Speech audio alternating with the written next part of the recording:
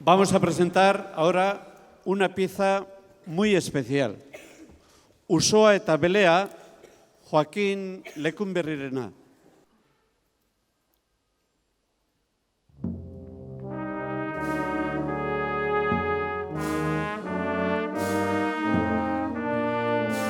Hemen entzungo dugun istorioa zaharra da. Traizioez, irain eta iruzurrez, gezur, susmo eta zalantzez betetakoa. Ez dugu amaiera hasieratik argituko, azkeneraino entzun nahi duenak, aukera izan dezan pertsonaien nahigabearekin edo sumindurarekin bat egiteko.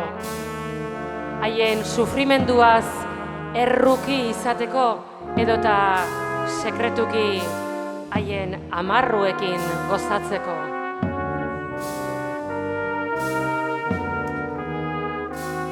Kristau erresumak mairu taldeen aurka aritzen ziren mende haietako batean, Deba inguruan, Alostorrea izeneko dorretxe batean gertatu zen. Horrela hasten da Usoa eta Belearen istorioa.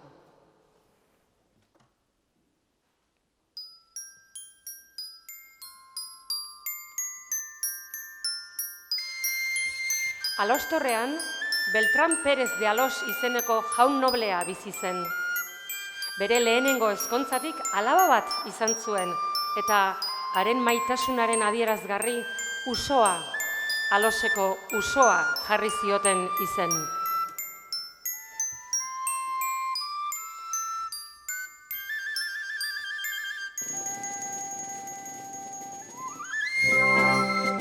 Luzez ospatu zuten haren jaiotza Itziar aldean. 1000 oilo hiltziran ezkaratzian, 7 zezen korritu ere enparantzian, hala dio kantuak. Jaialdiak, torneoak eta zezenketak antolatu ziren.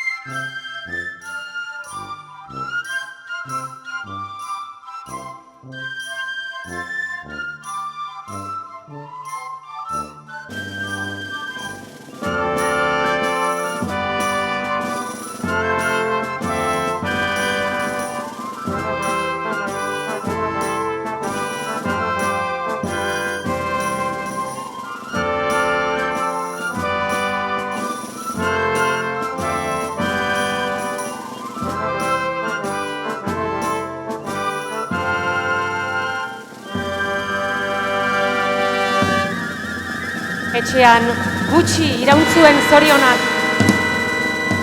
Patuak nahi izan baitzuen egun hartatik aurrera zoria aldatzea. Oraindik gaztetasun bete-betean zela, Alostorreko Andrearen heriotza heldu zen etxera. Usoa umezurtz eta Beltran alargun utziz.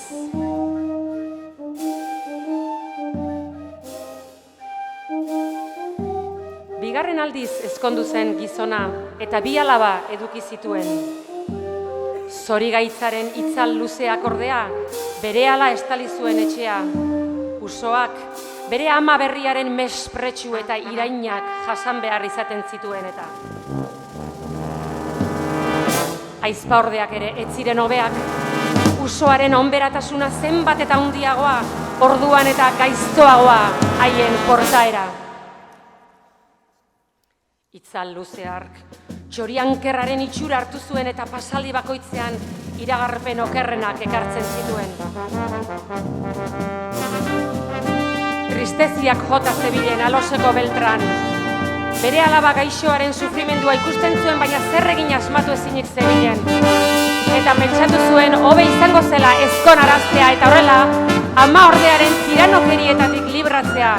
Naiz eta horretarako hark merezitako ezkontza egiterik izan. Hain justu horretan jarri behar zuen, Gaztelako lurretara aldegin behar izan zuen ziztu bizian, mairuen aurka borrokatzera.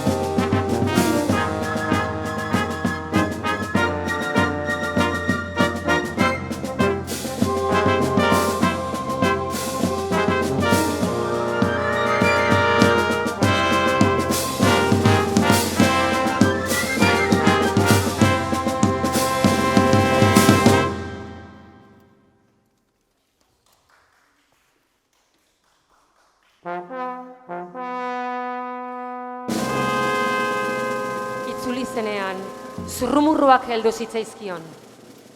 Emaztea desleial izan zitzaiola eta sasiko umeaz erditu zela bera kanpoan zen bitartean. Umea jaio zela ukatu ezinik, haren ama usoa zela ziurtatu zion emazteak. Beltranek ordea zalantza egin zuen alabak eta emazte zitalak esandakoaren artean.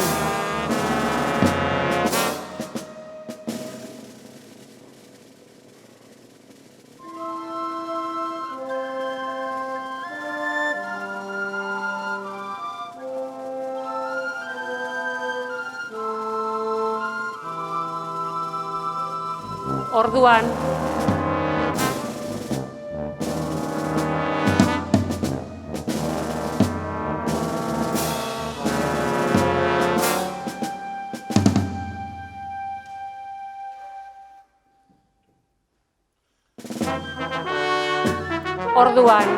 eta inork espero ez zuela, Beltran hil egin zen.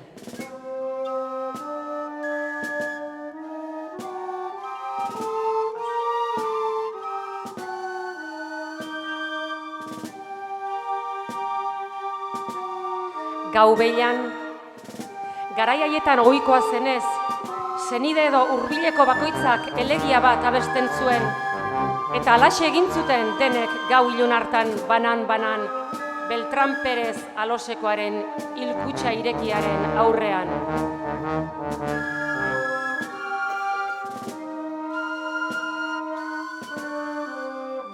Usoaren txanda iritsi zenean,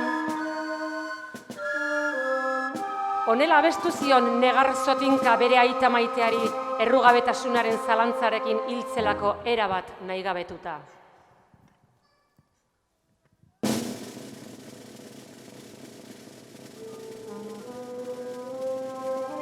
Torrea bai, alos torrea, alos torreko eskailera luzea, alos torrean nengoenean, bela beltzak, kua lehioetan. Denek segiten nortzen bele beltza. Beltranen lehengusu baten sasikumeari deitzen zioten horrela. Kanta tristean zehar ba, usoak jakinarezi zuen nor izan zen benetako adulterio egilea. Aitaren senidea zenez gainera, beilatokian bertan zegoen. Salaketaren larritasuna zela eta ama ordeak gaizkideari keinu bat egin zion, eta hark, usoari adatzetik heldu eta aizto batekin hiltzera zijoala. Beltran Perez Aloseko altxatu egin zen, egia jakiteko hildakoaren itxurak egiten ari baitzen, eta amorru biziz, ezpata zorrotza atera eta zas! Bele beltzaren gorputza zeharkatu zuen alderik alde, oinetara eroriz ura odolusturik hilda.